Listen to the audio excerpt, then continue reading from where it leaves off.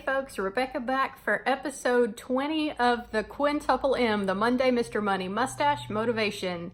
Yay, it's episode 20. Cheers. And I am filming this on a Sunday, just, so you don't think I'm drinking on a Monday. I'm usually off on Mondays anyway, though, so it doesn't really matter. But anyway, this is episode 20 of the Quintuple M. And this episode comes from Mr. Money Mustache's blog from May 11th, 2011, The Elephant in the Room, Housing.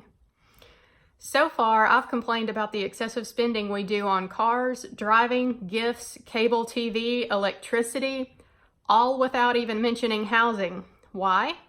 Housing is the biggest expense for most people, and there are some retirement/frugality/simple living blogs out there that advise you to live in an absolutely minimal house or even an RV. It is true that there are big savings to be had there with the ongoing housing market party. If you live in a neighborhood with healthy real estate sales right now, you could probably pick up a foreclosed house from a bank somewhere else in your own town for less than half price. Or you could buy a used RV for $20K and cut your housing costs down by 90% for life.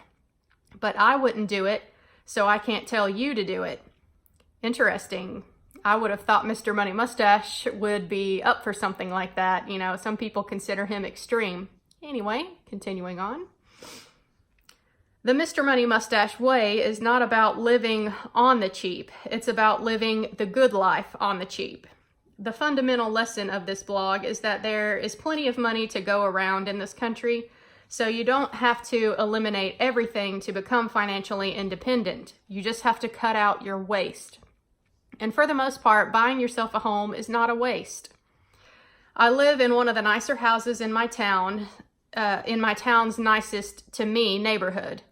I love the 4 bedrooms and 4 bathrooms and the nice renovations I've done throughout this place over the past 5 years. It's not the cheapest place to live, but to me, it's the best value of living pleasure to the dollar I could create.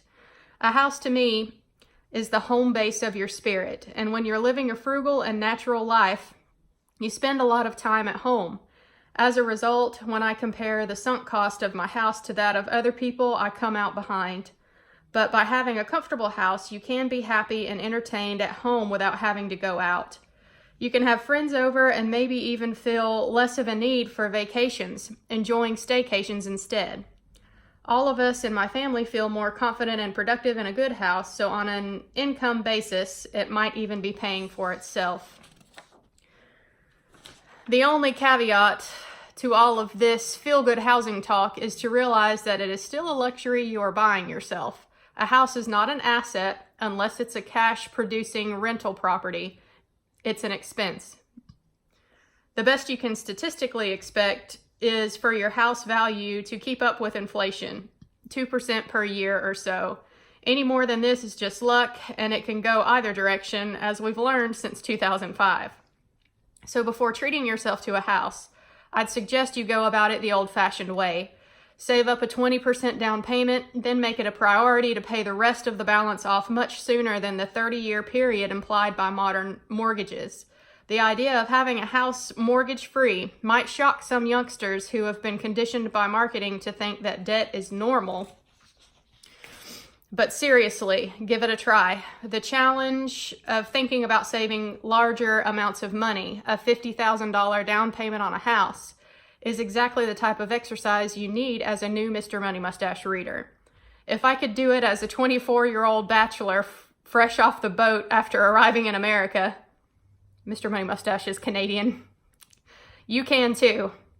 On the other hand, if having an upscale house is less important to you and you get more pleasure from doing a major trip to the mountains each weekend with your friends, then by all means you should outdo Mr. Money Mustache and live at half price compared to me.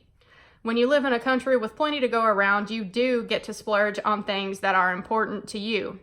You just have to choose the splurging carefully and keep the total spending down to only 25 to 50% of what you earn, so you can get ahead and have the opportunity for more luxury in the future. Well, isn't this an interesting blog post?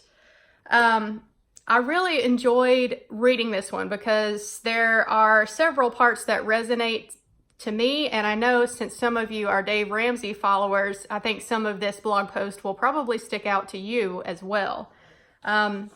Personally, my favorite part of it is when he says, a house to me is the home base of your spirit, and when you're living a frugal and natural life, you spend a lot of time at home.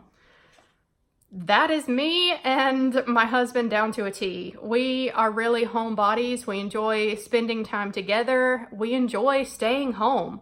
So much like Mr. Money Mustache, a home for us is, our sanctuary. And my husband and I, we're discussing maybe building a house for us in the future, since the home we're in right now is not our forever home. So when it comes to building a house, I know that can get very expensive very quickly. And honestly, I know that having those type of large expenses will definitely set back a financial independence date for me, but I'm okay with that. My husband and I, we value our home.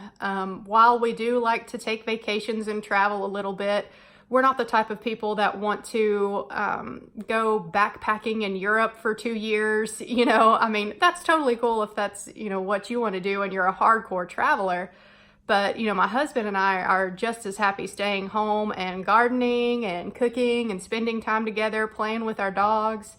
Our home is what we value. So, we may end up spending a good amount of money getting a house built one of these days, and I'm okay with that because a home is what we value. And as Mr. Money Mustache said, you get to choose what you value.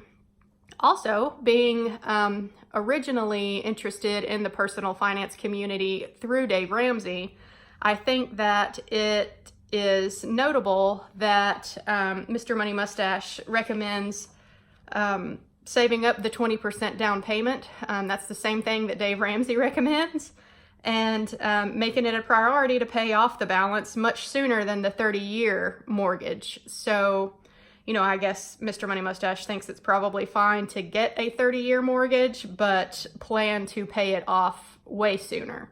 And that will also be my plan whenever we do build a house and move. I definitely don't want to have a mortgage for 30 years. Also, he mentions about keep the total spending down to 25 to 50% of what you earn, so you can get ahead and have the opportunity for more luxury in the future. Yeah, my spending lately has been very minimal because I'm doing this no spend. And if y'all watched my February budget wrap up, it really did help me out this month. And so, I am going to try to keep my spending as minimal as I can, but I'll get into the March budget here soon. But yeah, there's going to be some spending for March, unfortunately, but hopefully it'll be a one-time thing and then I won't have to spend a whole lot again in the near future. Anyway, keep spending to 25 to 50% of what you earn.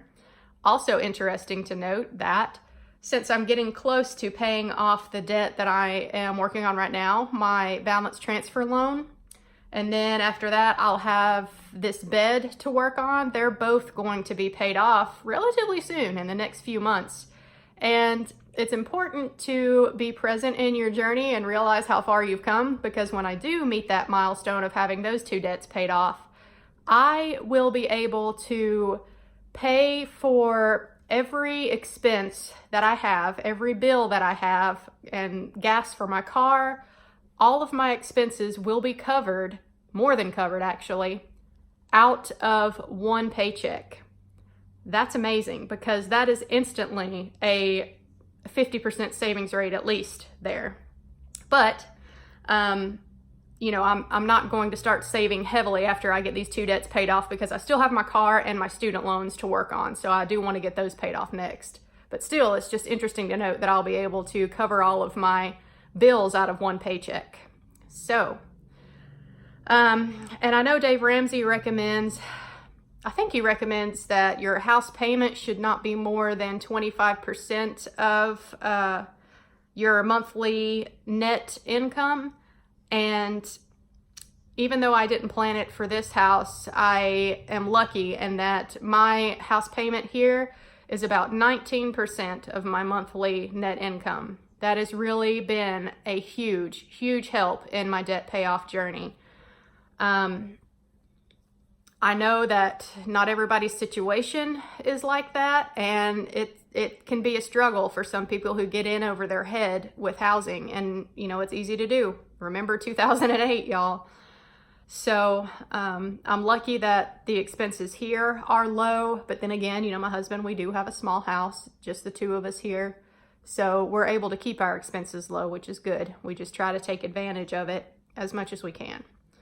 So yeah, this was an excellent blog post by Mr. Money Mustache. I find it really, really interesting that he has some of these views about housing, because again, you know, a lot of people call him an extreme example and something that they personally couldn't follow, and they try to just disregard everything Mr. Money Mustache says because he's so extreme, and so they're throwing the baby out with the bathwater because, you know, they just think they can't do it, so they don't want to listen to anything he has to say. Honestly, I see that a lot in the personal finance community. Y'all, if you're reading anything, if it's Dave Ramsey, if it's Mr. Money Mustache, if it's some other blog, any book that you're reading, maybe not everything is going to apply to you, and that's okay. Learn to pick and choose what concepts might help you out in your situation to improve your own situation, and take those and keep going.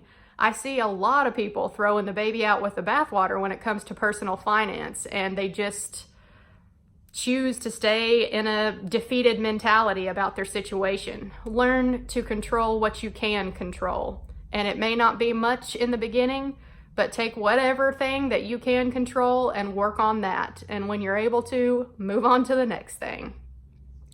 All right, y'all, I think that'll cover it for this video. As always, I'm going to link this blog post in the description box below and down in the comments too, in case you guys want to go click on the link to Mr. Money Mustache's blog and read all the comments and everything that everybody posted about this particular blog post. And I will see y'all in my next video. Thank you for watching. Bye.